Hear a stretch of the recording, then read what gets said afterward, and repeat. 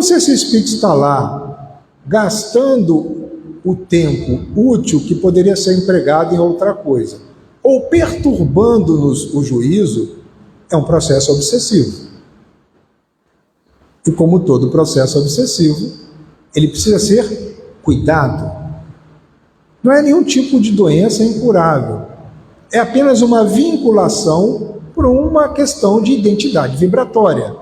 Porque nós só vemos aqueles que são iguais a nós, em se considerando os médiuns comuns que somos. Eu, por exemplo, não vejo nada. Não tenho evidência alguma. A minha mediunidade é de psicofonia. Só presenciei um fenômeno inusitado, foi quando eu estava passando por um grave processo de obsessão, não se enganem, e que demandou anos para ser solucionado, em que um fenômeno de voz direta eu ouvi. E é impressionante. É uma voz, a voz direta, porque ela não tem o aparelho fonador, é muito semelhante se eu pegasse a minha voz, pegasse um cone metálico e falasse por esse cone. Uma voz metálica, e essa voz me chamava. Se eu não fosse espírito, eu teria corrido Salvador de ponta a ponta, sempre que eu ouvia essa voz chamar o meu nome. Mas, bom, então isso é um processo obsessivo. Então, se há um processo obsessivo diante de uma mediunidade, o indivíduo busque uma casa espírita e inicie o estudo da doutrina espírita, mas não se esqueça de orar por aquele que ele vê, ou por aquela que ela ou ela vê. Porque aquele espírito se está ali é porque há uma relação. E a oração, ela não somente liberta, mas cura. Vou contar 2 casos. Um me foi narrado essa semana. Ou foi no último estudo, agora já não me lembro mais. Uma determinada pessoa via constantemente em seu lar uma criança, uma adolescente, uma criança entrando na adolescência, e ela chorava copiosamente, em pânico, chorava copiosamente. Adolescente? A desencarnada. E o processo só equalizou-se depois que ela buscou uma orientação. Só eu estou ouvindo essa criança chorar, ninguém mais na casa ouvia, só ela. Portanto, não era um ser vivente, era um ser morrido de morte morrida. Uma criança que morreu. O que lhe atrai? Como é que você se sente? Como eu posso lhe ajudar? Porque o indivíduo que morreu, ele continua vivo, só não tem a ciência do fato. E vai até nós porque encontra uma condição de semelhança. Aí eu vou contar um segundo fato, que está narrado no livro Mediunidade. É do Dr. Vitor Ronaldo Costa, já desencarnado. Ele tem lá as suas técnicas que são aplicáveis em clínicas onde a mediunidade ela é utilizada de forma terapêutica. Ele recebeu uma paciente, uma enfermeira evangélica. O pessoal do grupo de estudo já ouviu eu contar esse fato, acho que N vezes. E era uma enfermeira boníssima, prestativa, em todos os hospitais nos quais ela dava plantão, ela atendia a todos de forma igual. Portanto, humilde e humanitária. Agora, interessante. Uma determinada paciente teve uma morte por queimadura. Acima de 70% do corpo, num incêndio. Ela ficou internada, sob seus cuidados, mas veio a óbito. A vida continuou. Passou um tempo, essa enfermeira começou a manifestar um estado aparente de fogo selvagem. Conhecem essa doença, fogo selvagem? Acho que todo mundo já ouviu falar. A pele parece que ela entra em combustão, processo inflamatório. Ela fazia os tratamentos e nada. Bom, ela buscou ajuda na igreja evangélica, buscou ajuda em outros locais, mas ela notou uma coisa. Quando ela foi buscar uma clínica especializada em fogo selvagem, ela se recuperava. Passava 2, 3 meses, recidiva. Tudo de novo. Aí ela ficou encafifada. Até que um médico espírita, ouvindo a narrativa, por que você não procura o Dr. Vitor? Olha, já vou avisar. Ele não é um médico tradicional. Ele é espírita. Mas como a pessoa queria se ver livre do problema, ela foi consultar-se com o Dr. Vitor. O que aconteceu? Na clínica, no consultório, no processo terapêutico, a enfermeira inconscientemente começou a falar, e quem é que falava por ela? A pessoa que tinha morrido. Ela disse, primeiro que ela não tinha noção que tinha morrido. E ele perguntou, por que você procura essa enfermeira? Ah, porque ela me tratou muito bem, cuidou de mim. Então, quando eu a vi novamente no hospital, eu me aproximei dela e vi que eu me senti muito bem. Ou seja, a desencarnava melhorava e a enfermeira adoecia. Aí, quando a desencarnada melhorava, ela voltava. Mas como não tinha consciência que tinha morrido, ela enfermava no mundo espiritual e a enfermeira se recuperava no mundo físico. Quando ela foi esclarecida, porque ele levou ao momento da morte, fez um processo terapêutico com a desencarnada e a enfermeira ali em transe. Foi embora. Não se sabe se a enfermeira evangélica migrou para o espiritismo, mas sabe-se que o problema de saúde dela foi resolvido. Então, esses eventos acontecem nas nossas vidas para que nós encontramos um sentido para a vida. Necessariamente essa enfermeira pode não desenvolver a mediunidade. É onde eu ia chegar. Os processos obsessivos, eles disparam uma mediunidade simulacro. E quando o processo obsessivo é saneado, a visão some, a audição nunca mais volta. Então é preciso que nós... fulano é médium. Não, vamos observar. Vai acompanhar, vai frequentar a casa espírita, vai participar de um grupo de estudo. Desculpe. E daí, se esses fenômenos visuais, auditivos, seja lá o que for, continuarem, é um indício de que ela tem que ir para um ambiente de experimentação. Então não tenha receio, essa pessoa que vê, que ouve. Se for o caso, chama alguém conhecido, bora lá conversar com o espírito. Vai ter sempre alguém na casa espírita que vai topar a parada. Ou então a própria pessoa mesma. Porque às vezes o espírito fica assim, receoso. Vou nada. Tem outra pessoa aí que manja do riscado.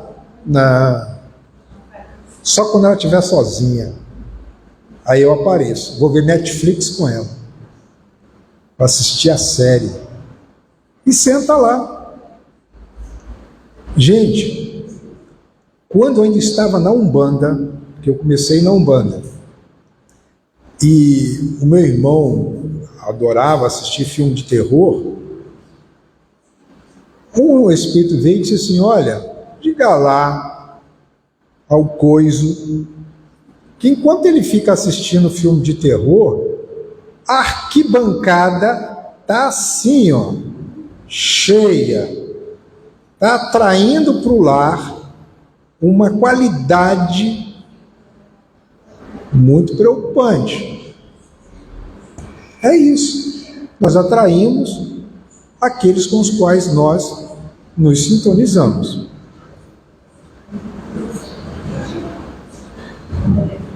Você falou sobre a criança, né? Que está na casa, a idade, ela é assim, o espírito, né? Ela vai para cuidar. E se leva a criança adolescente, ela fica na casa e chora. E eu já ouvi, né? Que quando é criança, realmente fica claro. Mas aí eu posso dizer assim, mas é uma criança, já cuidado, porque eu só quero saber até que idade. Sim.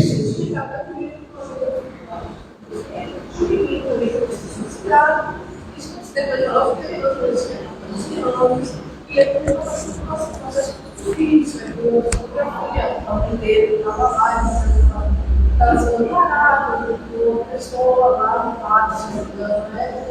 E ele não tem mas ele sofreu. Aí eu pensei na vez que os senhores agora, Vamos lá.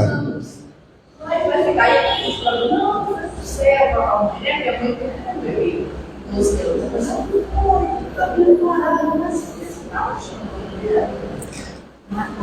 Só passa para a pessoa, mais ou menos, o que ela trouxe, para eles entenderem.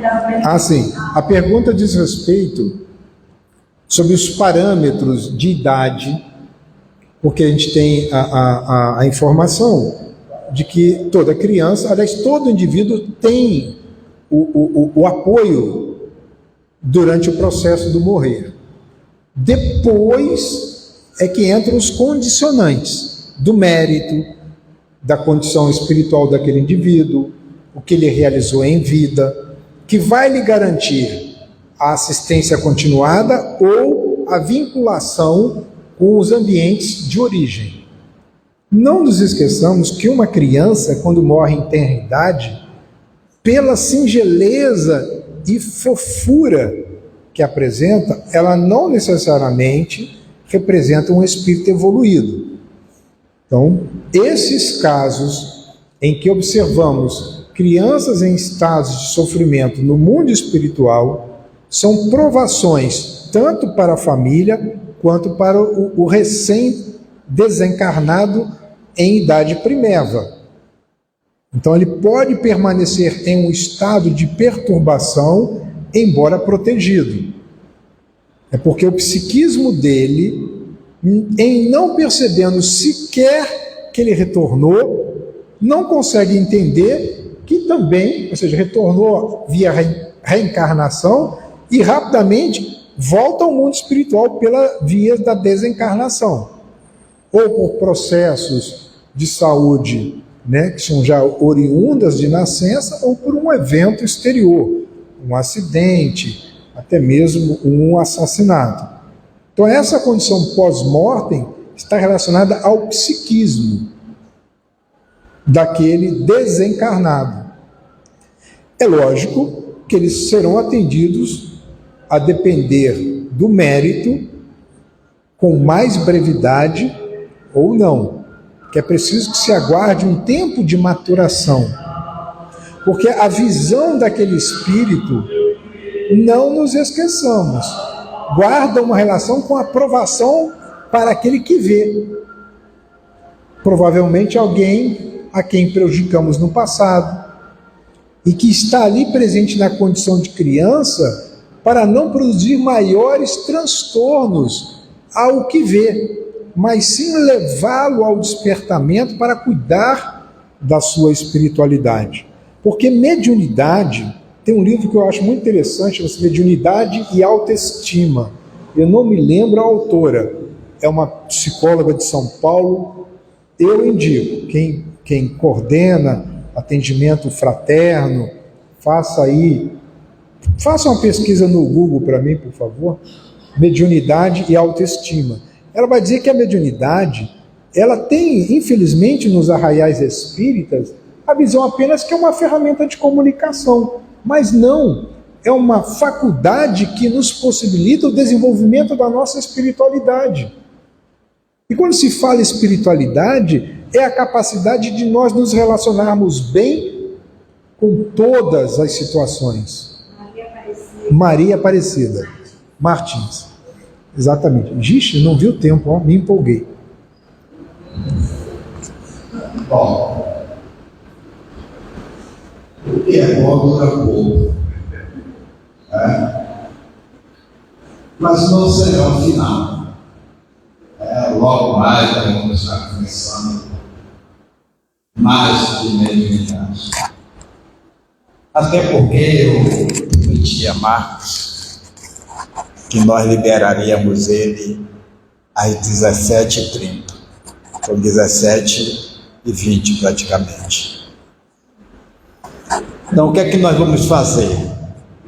Vamos passar a ele as suas considerações finais do nosso trabalho, e o bom é isso, é que fique sempre com gosto de gás, que a gente quer mais, a gente vai pesquisar, e aí depois vamos convidar a nossa diretora-presidente para fazer o nosso encerramento da tarde de hoje.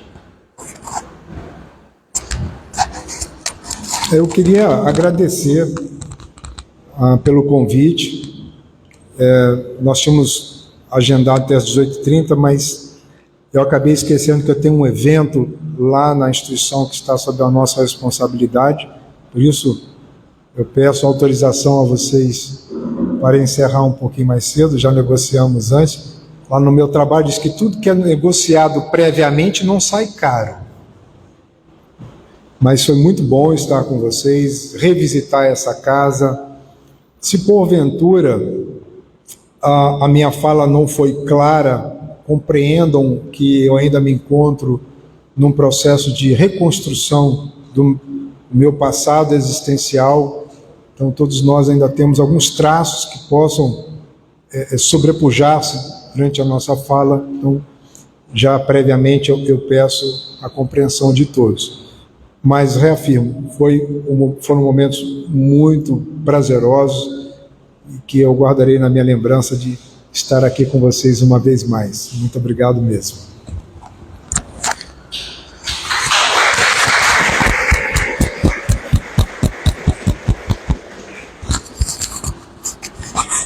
Bom, é manejar. Eu conversei com ele aqui, os técnicos do mundo daí do outro lado já deram jeito nele. Nós agradecemos a Marcos também pela a disponibilidade dele, pela forma, e eu gosto muito disso, espiritismo simplificado. E ele nos traz nesse valor na sua fala cuidadosa, na simplicidade, esse valor é imensurável para que nós possamos estar aprendendo. Gratidão, amigo. Deus te abençoe e te ilumine. Agora vamos convidar a nossa diretora-presidente para que possa nos conduzir na prece final, por favor. Vocês não conhecem Lucidal Vadia, Cida. Ele esquece que para o mundo espiritual eu sou Cida Dias.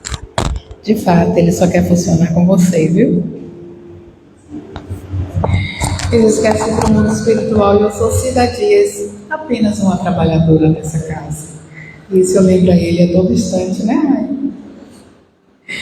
Então a gente agradece, amores, a presença de vocês por abrilhantarem essa nossa tarde, por preencher esse salão com tamanha energia de benevolência, de paciência, de gratidão e também de iluminação, que favoreceram sem dúvida nenhuma o trabalho do nosso irmão Marco Antônio.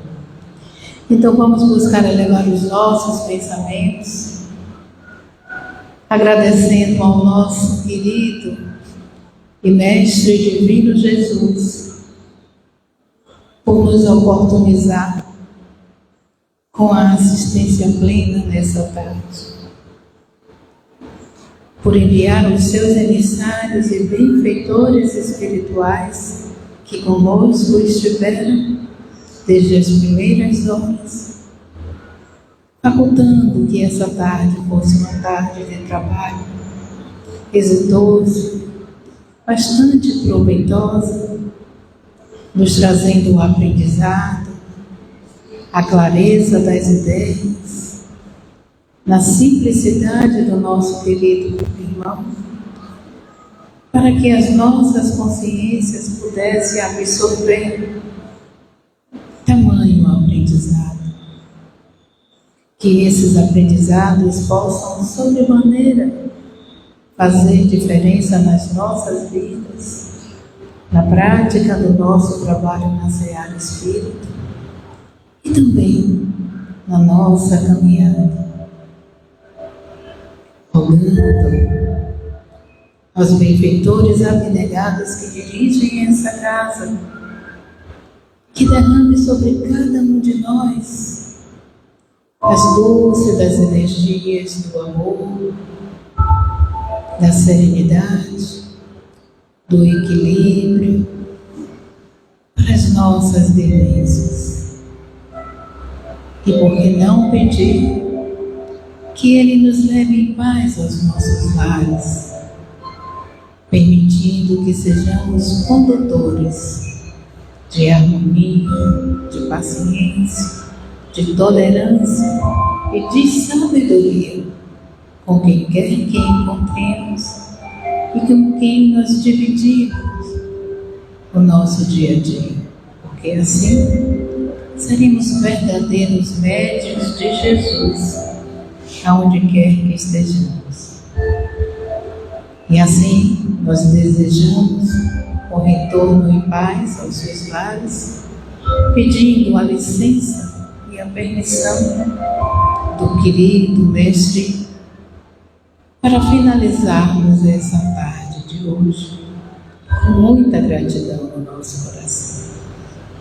Que assim seja. E assim será.